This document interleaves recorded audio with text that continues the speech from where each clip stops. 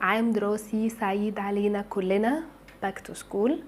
وانا عايزه اهنيكم بطريقتي، ودي الحاجه اللي انا بهون عليا يعني. كل سنه باخد كده وقتي اقعد افكر في اللي هقوله ده، وده الكونسبت بتاعي في التعامل مع السنه الدراسيه، لان انا مدرسه والموضوع ده يعني بيؤرقني جدا. احنا هنبدأ الدراسة في شهر 9، كل سنة وانتم طيبين. ريحة الجوافة وجلاد بقى الكتب والكراسات، كل دي الريحة اللي موجودة دلوقتي. بنبدأ شهر 9، ندخل علينا شهر 10، شهر نوفمبر، دخلنا في شهر ديسمبر وامتحانات العملي وراس السنة. كل سنة واحنا كلنا طيبين. وبندخل على الأعياد في بداية يناير، بعد كده على امتحان نص السنة، خدنا أجازة نص السنة، رجعنا على الترم التاني. هيدخل علينا رمضان، كل سنة وانتم طيبين. احتفلنا برمضان وعيدنا واكلنا كل حاجة نفسنا بيها، دخلنا على اعياد شم النسيم وعيدنا تاني في نفس السنة.